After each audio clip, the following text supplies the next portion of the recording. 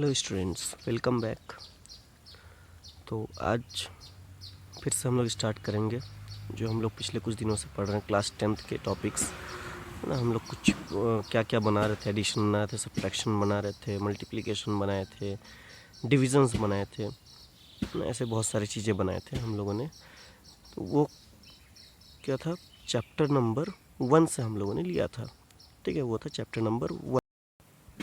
Chapter number 1 का नाम था पॉलिनोमियल्स। पॉलिनोमियल के एडिशन, मल्टीप्लिकेशन, सब्ट्रैक्शन और डिवीज़न, ये चारों चीज़ें हमने देखी हैं अब तक। ठीक है, तो लास्ट जो हमने देखा था वो क्या था, डिवीज़न। डिवीज़न करने के बाद हमको क्या क्या मिलता है, एक हमको क्वोशिएंट मिलता है और एक हमको क्या मिलता है, रिमाइंडर मिलता है। ठीक है, तो आज का टॉपिक इसी से रिलेटेड, थोड़ा अलग टाइप का टॉपिक है लेकिन डिवीज़न से ही रिलेटेड है। ओके, तो आज हम लोग जिस टॉपिक के बारे में बात करेंगे वो क्या है, रिमाइंडर थ्योरम है ना। डिवीज़न से ही रिलेटेड है रिमाइंडर। डिवीज़न को डिवीज़न करने के बाद जो लास्ट में बचता है उसी को रिमाइंडर कहते हैं। उसी से रिलेटेड ही आज का टॉपिक है, रिमाइंडर थ्योरम। ठीक है, तो डिवाइड करने के बाद हम लोग रिमाइंडर फाइंड आउट करते हैं। यहाँ डिवाइड किए बिना रिमाइंडर फाइंड आउट करना है, उसी को रिमाइंडर थ्योरम कहेंगे। तो यहाँ देखते हैं इसका डेफिनेशन, रिमाइंडर थ्योरम का डेफिनेशन तो नहीं, उसका एक्चुअल मीनिंग क्या होता है। ठीक है, तो यहाँ पर लिखा है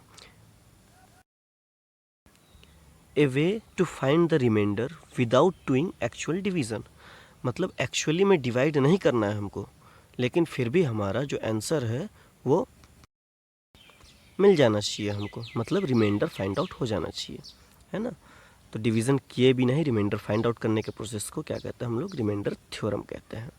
उस मेथड था हम लोग इसके प्रोसीजर के बारे में, मतलब रिमाइंडर थ्योरम तो समझ में आ गया कि होता क्या है आखिर, बिना डिवाइड किए रिमाइंडर फाइंड आउट करना। लेकिन ये कैसे करेंगे, डिवाइड किए बिना रिमाइंडर कैसे निकालेंगे। तो ये जो प्रोसेस है ना, रिमाइंडर थ्योरम का जो प्रोसेस है कई स्टेप्स में कंप्लीट होता है। सारे स्टेप्स को बारीकी से देखना पड़ेगा हमको, छोटे छोटे स्टेप्स हैं और बहुत ही ईजी है, ये तुरंत सॉल्व हो जाएगा। तो सबसे पहले हम लोग मान लेते हैं कि दो पॉलिनोमियल दिया है। Let two polynomials be p of x and g of x. दो पॉलिनोमियल्स है अपने पास, है ना, जिनको हमने एक एक नाम दिया है ना। दोनों पॉलिनोमियल्स को एक एक नाम दे दिए हम लोग, पी ऑफ एक्स और जी ऑफ एक्स। अब आगे देखते हैं रिमाइंडर कैसे निकालेंगे हम लोग। अब इन दोनों पॉलिनोमियल्स को देखते हैं हम लोग। मान लेते हैं कि when p of x is divided by g of x, how to find the remainder. P of x जो पॉलिनोमियल है उसको किससे डिवाइड करना है हमको, दूसरे वाले पॉलिनोमियल से, और दूसरा वाला पॉलिनोमियल क्या है, जी ऑफ एक्स है। ठीक है, तो पी ऑफ एक्स को जी ऑफ एक्स से डिवाइड करना है, तो उससे रिमाइंडर क्या निकलेगा, कैसे निकालेंगे रिमाइंडर को बिना डिवाइड किए, रिमाइंडर थ्योरम का यूज़ करना है हमको। तो इसमें सबसे पहला स्टेप जो होता है, फर्स्ट स्टेप, वो क्या होता है, put g of x is equal to 0, है ना। तो जी ऑफ एक्स जो पॉलिनोमियल दिया होगा उसको क्या रखना है हमको, उसके इक्वल टू में हमको 0 रखना है ना। तो पहला स्टेप क्या कहता है कि g of x is equal to 0 रखना है। G of x equal to 0 मतलब जो दूसरा पॉलिनोमियल होगा x माइनस 2 x माइनस 5 दिया रहेगा, जिससे डिवाइड करना है उसको इक्वल टू 0। अब आते हैं हम लोग सेकंड स्टेप में। सेकंड स्टेप क्या कहता है, find the value of x from g of x is equal to 0। तो हमने g of x is equal to 0 रखा। अब उसके आगे क्या करना है हमको, है ना, क्या दिया था सेकंड की, g of x is equal to 0 रखना था। तो g of x is equal to 0 रखने के बाद उस इक्वेशन को सॉल्व करेंगे और हम लोग x का वैल्यू फाइंड आउट करेंगे। x का वैल्यू फाइंड आउट होने के बाद थर्ड स्टेप है, put the value of x in the polynomial p of x and solve. अब जो पहला पॉलिनोमियल था अपने पास p ऑफ x, उसमें इस x के वैल्यू को क्या करना है हमको, पुट अप कर देना है। मतलब जो g ऑफ x हमने लिया था, g of x equal to 0, उसको सॉल्व किए थे उस इक्वेशन को, x का एक वैल्यू आया था, उस x के वैल्यू क्या करना है, p ऑफ x जो पॉलिनोमियल है लंबा सा, उसमें रख देना है हमको। अब उसमें जब रखेंगे हम लोग x का वैल्यू p ऑफ x में जब पुट अप कर देंगे और उसको आगे सॉल्व करेंगे, लंबा सा पी ऑफ एक्स रहेगा, एक्स की जगह पर 2 या 3 रख दिए, उसको सॉल्व किए, है ना, लंबा सा सॉल्व करना है उसको। ठीक है, मतलब एक्स का वैल्यू रख दिए और उसको सॉल्व किए, एक वैल्यू मिलेगा हमको, है ना, एक लास्ट में आंसर मिलेगा। वह आंसर क्या होगा लास्ट में जो हमको आंसर मिलेगा पी ऑफ एक्स में एक्स का वैल्यू रखने के बाद, वो जो फाइनल आंसर है वही क्या है, हमारा रिमाइंडर है। The final answer is the remainder, मतलब डिवाइड करने की ज़रूरत ही नहीं, हमको रिमाइंडर मिल जाएगा। ओके, तो आगे बढ़ते हैं हम लोग, कुछ एग्जांपल्स लेते हैं, है ना, कुछ एक दो क्वेश्चन सॉल्व करके देखते हैं, बहुत ही एक। ओके, तो हम लोग ये पहला क्वेश्चन देखते हैं, क्या है, find the remainder when p of x is divided by g of x. P of x को किससे डिवाइड करना है, जी ऑफ एक्स से, और रिमाइंडर फाइंड आउट करना है, लेकिन हमको डिवाइड नहीं करना है, कहता है by using remainder theorem. Remainder theorem का यूज़ करके रिमाइंडर निकालना है, डिवाइड नहीं करना है। वेयर, जहाँ पर पी ऑफ एक्स और जी ऑफ एक्स का वैल्यू दे दिया है, p of x is equal to 8x² minus 4x plus 4 and g of x is equal to x minus 2। ठीक है, ये दो वैल्यूज़ दे दिए, दो पॉलिनोमियल्स दे दिए हैं, दोनों को डिवाइड करके रिमाइंडर फाइंड आउट करना है, लेकिन कह दिया कि रिमाइंडर तो निकालो लेकिन तुम डिवाइड नहीं कर सकते, तो क्या करना है तुमको, रिमाइंडर थ्योरम का यूज़ करना है। अब इसको सॉल्व करते हैं हम लोग। ठीक है, सोल्यूशन देखते हैं, सोल्यूशन क्या है। सबसे पहला स्टेप क्या देखे थे हम लोग कि g of x is equal to क्या लेना है हमको, x माइनस 2, और उसके इक्वल टू में क्या है, 0 लेना है ना। G of x is equal to क्या लेना है हमको, 0। अगर ये ज़्यादा कन्फ्यूजन लगे तो पहले ये लिख लो जो हमने स्टेप में लिखा था, g of x is equal to 0 लिख लो पहले। ठीक है, जी ऑफ एक्स की जगह पर जी ऑफ एक्स का वैल्यू, जी ऑफ एक्स की वैल्यू क्या है, x minus 2, g of x की जगह पर लिखे x minus 2 is equal to 0। अब x इज इक्वल टू क्या हो जाएगा, 0, माइनस 2 को इधर लेके जाएंगे तो प्लस 2, तो x इज इक्वल टू क्या हो गया, 0 प्लस 2 2। अब सेकंड स्टेप देखते हैं, सॉरी सेकंड स्टेप हो गया, x का वैल्यू फाइंड आउट कर लिया। पहला स्टेप जी ऑफ एक्स को 0 लिखना है, दूसरा स्टेप इसको सॉल्व करना है, x जी ऑफ एक्स का वैल्यू रख के, x का वैल्यू निकल गया। अब इसको क्या करना है हम लोग को, अगला स्टेप कहता है पी ऑफ एक्स लेना है। पी ऑफ एक्स क्या दिया है, 8x² माइनस 4x प्लस 4, और इसमें क्या करना है, थर्ड स्टेप कहता है x का वैल्यू को पुट अप करना है पी ऑफ एक्स में। तो जहाँ जहाँ x है वहाँ पर x का वैल्यू रख देना। x का वैल्यू कितना है, 2 है, तो x की जगह पर 2 रखते हैं, 8 x की जगह पर 2 स्क्वायर माइनस 4, फिर x की जगह पर 2 प्लस 4, तो p of 2 is equal to क्या हो गया, 8 इंटू 2 का स्क्वायर हो गया 4 माइनस 4 इंटू ब्रैकेट हटा दिए 2 प्लस 4, तो p of 2 is equal to 8 4 ज़ा 32 माइनस 4 2 ज़ा 8 प्लस 4। अब इसके बाद क्या करेंगे हम लोग, p of 2 is equal to, इसको सॉल्व करते हैं। सॉल्व कैसे करते हैं, पहले पॉजिटिव टर्म्स को सॉल्व कर लेंगे। 32 प्लस 4 कितना हो गया, 36 माइनस क्या है 8, तो p of 2 is equal to क्या हो गया, 36 माइनस 8 28।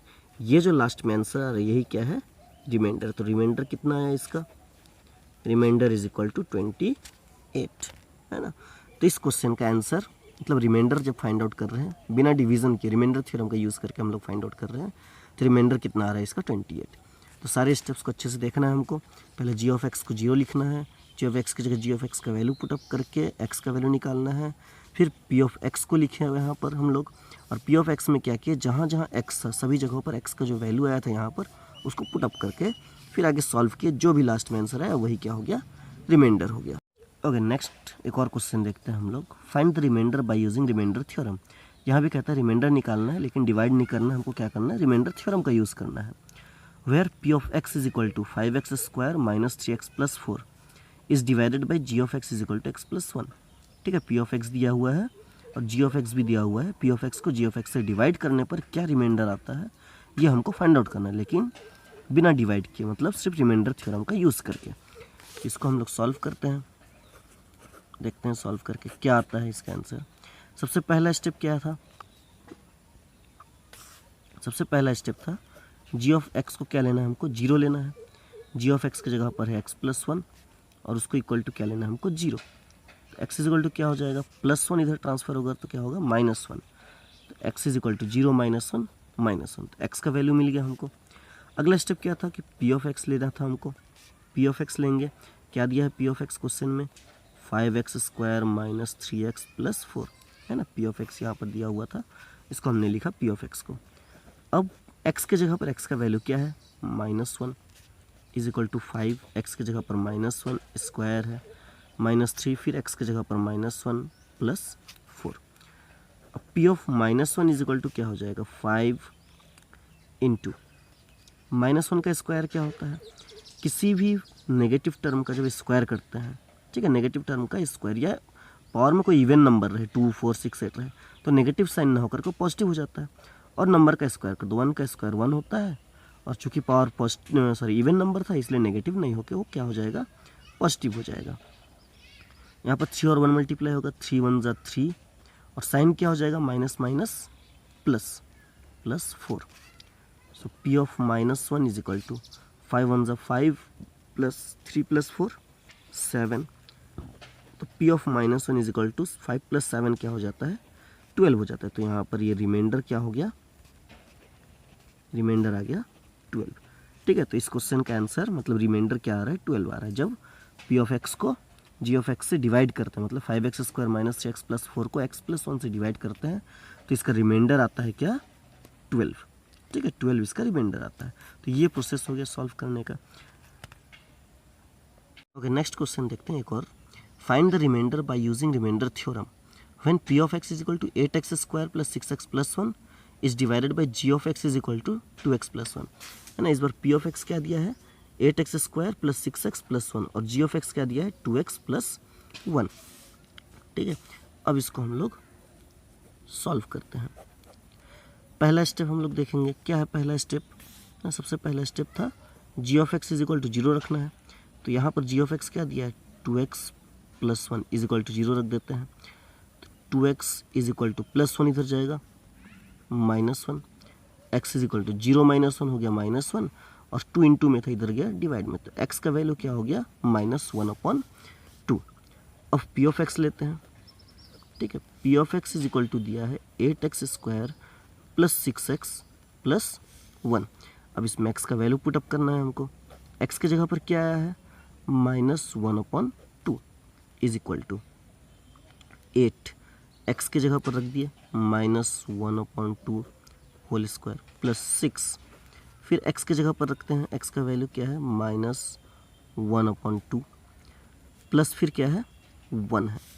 अब इसको सॉल्व करते हैं हम लोग। P of -1/2 is equal to 8 into 1 का स्क्वायर होता है 1/2 का स्क्वायर होता है 4।